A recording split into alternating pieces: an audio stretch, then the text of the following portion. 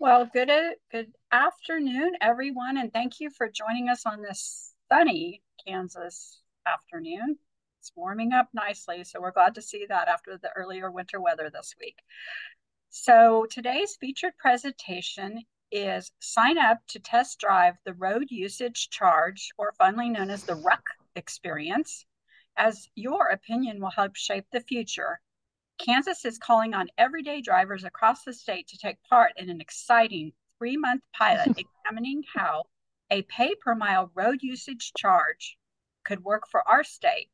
And you can help by hopping in the driver's seat to take part and by spreading the word about the RUC pilot. Now, one thing to note, there is no cost to participate, and you can also be paid up to $100 for completing the pilot. And with that, today's presenter is Sara Copeland, who is with Burns and McDonnell. She's Kansas Department of Transportation's Ike Transportation partner. And so with that, Sara, I am going to turn the mic over to you. And please note, everyone, that if you have questions, please feel free to type them into the chat box at any time.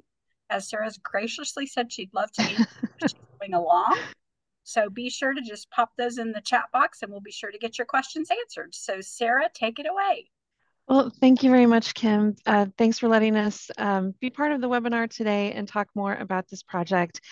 We've been working on this with KDOT for a couple of years now, and so we're really excited about this phase of the project where it all becomes more public and we get to invite people to participate with us.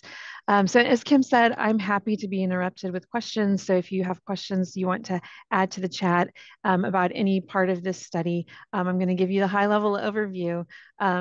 Feel free to put those in and we can answer those as we go along. So first, I just want to give you a flavor for the context of this study. Some of these data points you might already be familiar with, but they're interesting context.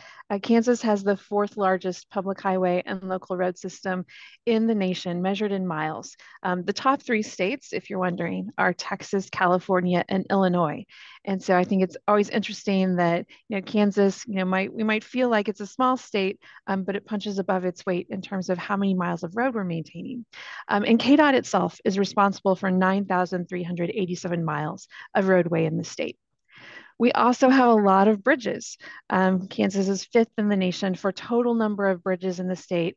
The top four are Texas, again, Ohio, Illinois, and California. And we have 5,128 state-owned bridges in Kansas. KDOT is very proud that 99.4% of those bridges are rated in good or fair condition. And that number doesn't even include city and county-owned bridges. So we have a big transportation system to maintain. But we know that vehicles are changing, and that means that how we plan and pay for our transportation system also needs to be changing. So for example, 50% of vehicles may be electric by 2050. That's a nationwide number, but even in Kansas, we're seeing increasing number of EVs registered here in our state. In 2022, June of 2022, we had 4,500 EVs registered in Kansas. 6 months before that, that number was only 3,100. So that's a 50% increase over 6 months. And EV sales continue to rise every year. 2022 was the year that EVs passed 7% market share for the first time. And we know that automakers are starting to phase out gasoline-powered engines in some of their cars. So we expect this trend to just continue across the nation, but also here in Kansas. So this has a big impact on how KDOT is planning to maintain its transportation system because it has an impact on our transportation revenues. So this screen shows you on the left, the graph is showing major transportation revenue sources for 2021. You can see that about 41% of KDOT's revenues in 2021 came from the fuels taxes, either state or federal. And those are protected revenues that can only be spent on transportation. And in 2021, about 38% of transportation revenue came from the state sales tax, which is unprotected revenue. It can be diverted to other statewide needs. KDOT is projecting that by 2045, fuels taxes will only make up a quarter of its revenue and will rely on the state sales tax much more heavily. We're projecting 60% of revenue will come from the state sales tax. And that's a major concern with that being unprotected revenue, that it might be, we don't know what state needs will be in 2045. And so it might be that those are revenues that are diverted for some other statewide need. It looks like there's a question in the chat, Kim. Is this a good point to stop and ask what the question is?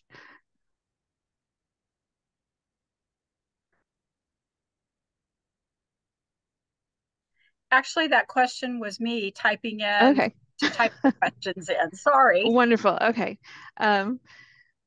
So the upshot of those graphs are that whilst revenue is becoming less sustainable over time, we know that costs are continuing to increase. And if you've been opening bids over the last few years, you know that capital costs for construction are continuing to rise. And so KDOT is trying to be proactive and thinking about the future of transportation and transportation revenues and maintaining its system. And one possible solution that's being discussed in this study is moving from paying for our transportation system at the pump through fuels taxes to moving to paying for our transportation system through paying for miles driven or a road usage charge. You might also hear this referred to as a mileage-based user fee or a VMT fee. Those are really all different names for the same idea, and that's treating our transportation system more like a utility and less like we're paying for it through our as we buy gas. One reason that it was important to KDOT to undertake this study is that we wanted to bring a Midwestern perspective to this topic. So you'll see in this map states that have engaged in either enacting a RUC program or have done some kind of public pilot or demonstration study. When we started this project back in the fall of 2021, that was really even more concentrated on the coasts. We only have 4 states that have enacted some kind of RUC program. Hawaii became the most recent at the end of last year when they adopted their RUC, and they will start enrolling drivers in that in 2025. The other 3 states are Oregon, Utah, and Virginia. There are some other states that have done some kind of pilot program or demonstration. You can see those in green. But really, there's been a big, gray area through the middle of the country where not a lot has happened to investigate this idea. Minnesota is actually participating with KDOT in this study. And Oklahoma just did a pilot project last year. So it was really important to KDOT to investigate what might be different about this system in the Midwest, and how can we add that perspective to the conversations that are going on, because this is becoming more of a national conversation. I want to share a few of the findings from our study so far and things that we've learned. As I mentioned, we started the study in the fall of 2021. It's a multi-phase, multi-year study. And so we had a couple of phases of doing research and outreach and trying to learn more to design the pilot that we're doing now in phase 3 of this study. KDOT is proud that it's the first state to engage users in designing the pilot approach. So in the fall of 2022, we went out to do user-centered research and engage Kansans in talking about how could a RUC system be set up in a way that would be fair and equitable. So these were kitchen table style conversations where we had some guided discussion and activities to engage people in thinking about how should a RUC pilot be developed. So some of the findings from those conversations. We heard a lot about Kansans really wanting to be involved in exploring options for this kind of system, and the importance of inclusive decision making. That might not be a surprise to you in your daily work. You might have a lot of people who are involved in commissions and committees, but we heard that a lot in having the conversations around this topic. We also heard a lot about the importance of choice and flexibility. People really want, if we're making this kind of change in how we fund the transportation system, to have some choices in how they interact with the system and how they might, report their miles and pay a RUC fee. They also want to make sure that everyone is paying their fair share into the system. So we know that there are a lot of different people who are using the transportation system every day. There was a big emphasis on making sure that everyone using the system is paying their fair share. We talked a lot to people in the agricultural sector as part of the research for this study. The agricultural sector is a very important industry here in Kansas, and one of the things that sets our state apart. So we wanted to make sure that we understood their needs. And we heard a lot about the importance of a well-maintained transportation system. You know, when you have livestock that need to get from point A to point B, you need to move them as efficiently as possible. And you can't, just wait and take a slower route. We also heard that ag businesses are very sensitive to transportation related costs and taxes, which was a great takeaway to help us appreciate the needs for designing a fair REC system. Commercial trucking was another focus area for this study. Again, that's an industry whose workplace is on our roadways, and so they appreciate a well-maintained transportation system. It's also an industry that's very familiar with automatic reporting devices. For interstate trucking, they are already reporting on mileage through these automatic devices, and so that was a great finding for a possibility that could be used in designing the statewide REC system. So as I mentioned, we have finished 2 phases of this study and have launched the 3rd phase, which we're excited about because in this phase, we're launching a pilot where people can help test what a REC system might mean and how it might work. And so it's fun for us to get to this point where we're really going out to talk to people and engage them in helping with this study. So what does a Kansas pilot look like? Well, it's important for me to start by underlining that just because we are conducting this pilot does not mean that Kansas is going to adopt a RUC system. This is still a research study, and it's important for us to continue to find out what works and what doesn't work, what might need to be adjusted to make this kind of system work. At the end of this study, we'll have a report with findings, but not necessarily recommendations. It's really about helping KDOT understand more about whether this kind of system might work here in Kansas.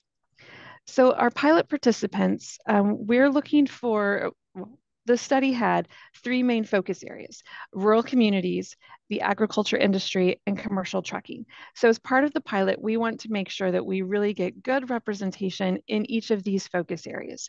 But we don't only want people in our focus areas. We also need to enroll people from the urban places in Kansas so that we can compare and contrast what might be different between urban and rural areas. And we want to enroll people who aren't necessarily part of the agriculture or trucking industries, again, so that we have wide representation and we really get a holistic view of Kansas. We also want to enroll people who are driving vehicles of all engine types. So whether you're driving an EV or you have, a major gas guzzler, we want to make sure we have all engine types represented in the study. We are hoping that we will enroll at least 400 people who are driving light duty vehicles. So your everyday cars and trucks, what you're probably driving to get back and forth to home and work. That's going to be the largest group making up the study. We also are looking for at least 50 participants who are driving medium duty vehicles. So these are probably commercial vehicles. For example, the box truck that your plumber or the HVAC technician might drive to get to your house. We want to make sure that we have those enrolled also.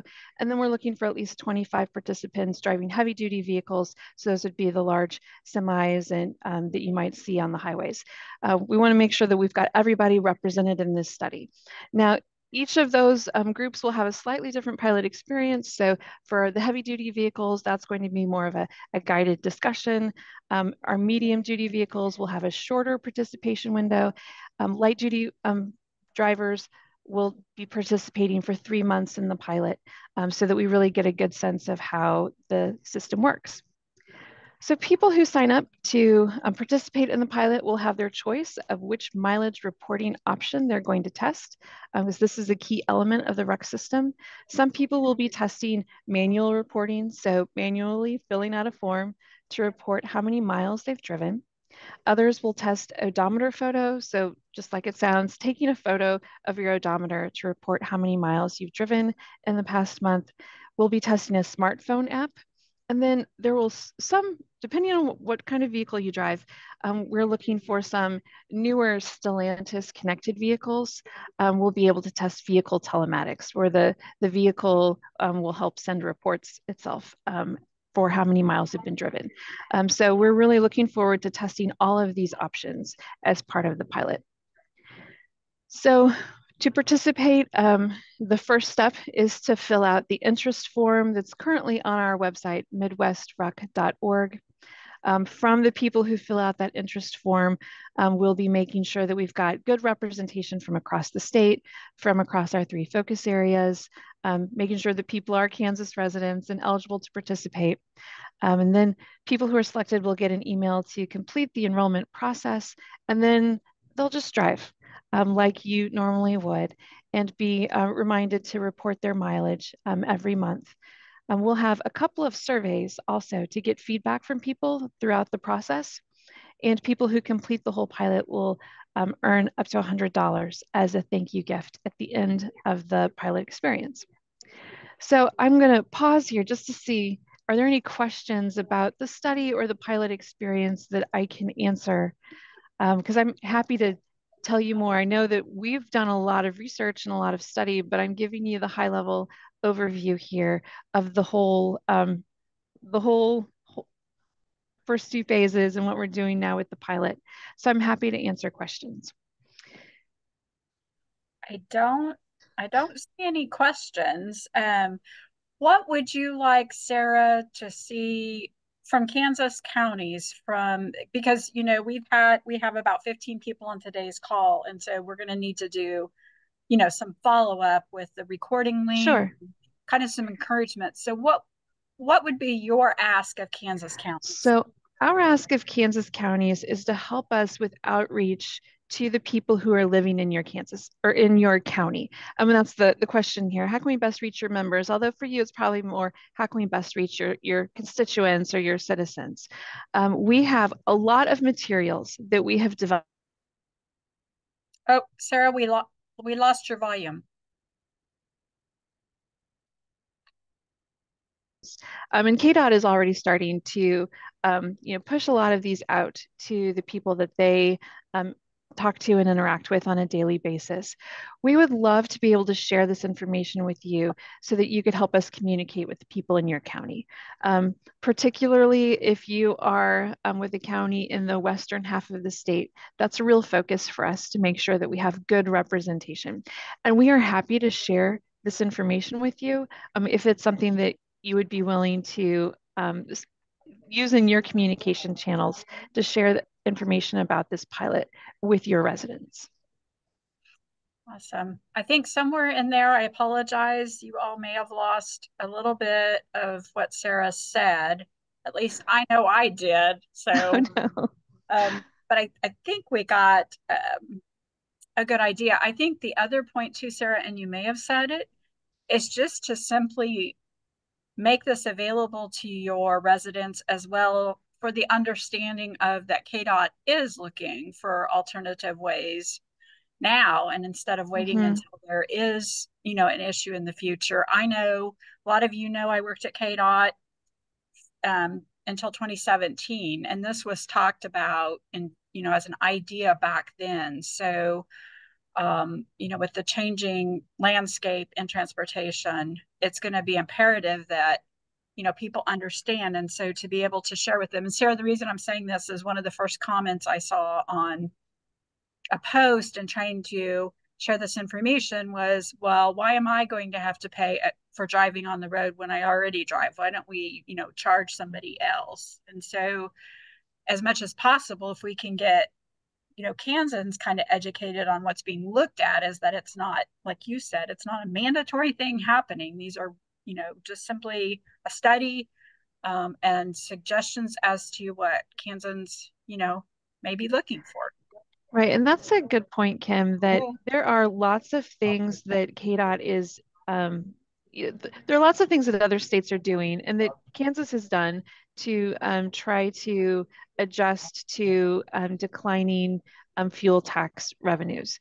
So EVs pay an additional $200 registration fee in Kansas. That's something that other states have been exploring too. And I know that there are some states investigating, can we charge a surcharge for EV charging to help pay for the transportation system?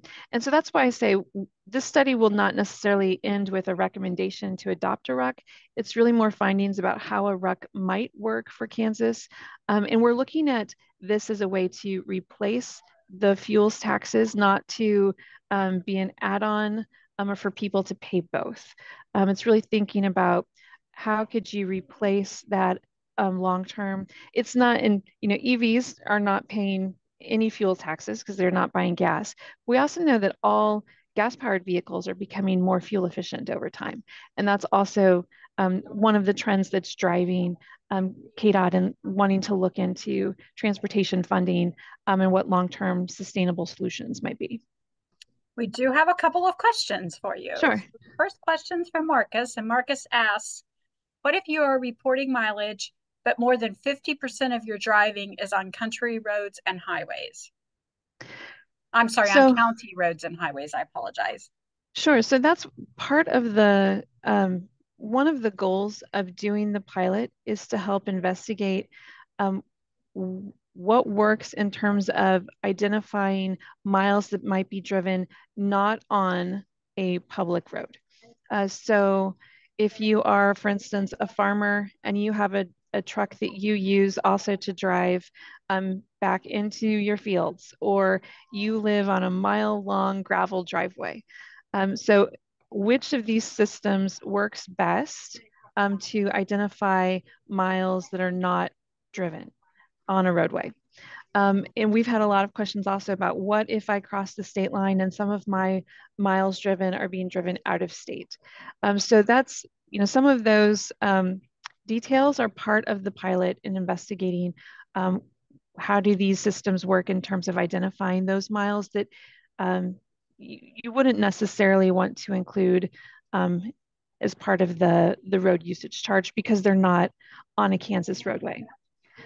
So we do want to, we would want to still identify miles driven on county roads and on highways, but that's part of the testing process and part of the pilot. Wonderful. Okay. And actually, I'm if sorry. Go you ahead. if you participated in the pilot and you happen to drive to Minnesota, because I said Minnesota was partnering with us on this study, um, our pilot participants will see a simulated invoice every month of the estimated the estimate for what you've paid in gas taxes and what you would pay under a RUC system. Because Minnesota is participating with us, if you drove from Kansas to Minnesota and came back, and depending on which mileage reporting system you chose, you might see this is what you would pay to Kansas and this is what you would pay to Minnesota. Because we want to see if we can identify accurately miles driven in each of those two states, because we're a research partnership here. Awesome. Thank you. Okay, so we've got a second question from Margaret, and Margaret asks, will this mileage tax be collected by the treasurer's office when we renew our car tags each year? Also a good question. There's a policy element to this as well in figuring out not only how you would set a mileage rate, but also how that would be collected. We're working with KDOR to get their feedback on whether a system could be managed by KDOR as part of this process. So we're not anticipating that it would be collected by county treasurers, but that's one of those details that, if a system ever became ever was adopted by Kansas, that's one of those details that could change between our study and an actual implementation. But right now, we're anticipating that that might be something that's handled by KDOR, and we've engaged them in their input into the study also. Great, thank you. And if anybody has any other questions, go ahead. Oh, wait, I see something else here. Let me look real quick. Oh, thank you from Margaret for the answer to that question. Oh, I you're know welcome. I know county folks a lot of times in their roles are already looking down the road, literally, at like how this would impact their role. And so it's always good. We get a mix, Sarah, of Mm-hmm. types of county roles on these calls, and it's awesome because they all learn together as well as can think of their role specific questions. Okay, I don't see any more questions. Sarah, I do want to thank you today for your presentation, and just for everybody that's on the call, we are going to share Sarah's PowerPoint and the recording link for this. And again, Sarah, just one more time, really quickly, Yeah, tell us what you would really, really like the county folks to do. Just that way I have it captured in case. sure. We would love to have each of you sign up to participate in the pilot. So you can go to www.midwestruc.org and fill out the interest form. Um, so we, that would be great. Step one. The second thing is we would love for you to share this with your friends and family and encourage them to sign up also. And then finally, if your county would be willing to share information about the pilot with your residents, that would be absolutely fantastic. You can email me if you're interested in any of our materials to share in your newsletter or your website or your social media. We would be happy to send you anything that you might use to share the information about this study with the people in your area. Perfect. Thank you. And in follow up, we will upload again the video and the PowerPoint presentation. And we will share that out, Sarah, as we discussed. That'll go out in the newsletters, the KAC newsletters. So we'll have that available to go out to all the county membership. And again, I would just thank you so much for keeping us informed on this process, because I know this is important. It's always important to look forward to the future. And as we watched this, I mean, we've seen in detail what you all have been doing to really get Kansans' interest, and that's what's important, that transparency and the understanding of kind of like where we need to go in the future. So, will you? This will conclude in December. Will you be sharing out the findings? When do you think? Um, Yes, so our pilot is April, May, June, and then we'll have a period of time where we'll be, analyzing the results and putting together the findings and putting together a final report. So yes, there will be some, and actually, I keep saying the end of the year. The final report will actually come out the very beginning of 2025. But yes, we do anticipate that KDOT will be sharing some of those results at the end of this process. Wonderful. Yeah, we'll be on the lookout for that, so that we could also share it out kind of in conclusion when that's ready with the counties too. So thank you again, Sarah. Thank And you. Really again, appreciate everyone's interest in this topic. we can definitely, Sarah's got her email there. So if you have any questions, you need more information, please feel free to reach out to her. We'll also include it in our communications. I did want to give those on the call just a heads up. We do have the March and the April Connecting Kansas Counties webinar scheduled. And March is on March 28th. And we're going to actually look at the Kansas Animal Response Team, which is CART, and the Butler County Animal Response Team. They're both CARTs. And so that's going to be a very interesting presentation as well. We've not covered this topic, but it is part of an emergency management statute that's in place regarding animals in Kansas. So be sure to get registered, or if you're already registered, then be sure to watch out for that information coming out. And I believe it's our no, I'm sorry. That is our April. I'm getting them confused. This is our April. CART will be the April. You know what? Just stay tuned. I'll send stuff out to you. The other presentation that is going to come up is going to be an artificial intelligence presentation. So I apologize. I'm getting my dates mixed up right now, but I will get that information out to you. Sarah and everyone on the call, have a great afternoon. And please, please help Sarah, help KDOT, help Kansans, and get this information shared out, and sign up to be a user. And with that, we're going to conclude this afternoon's webinar, and everyone have a great afternoon and drive safe out there on those roadways. Thank you so much, Kim.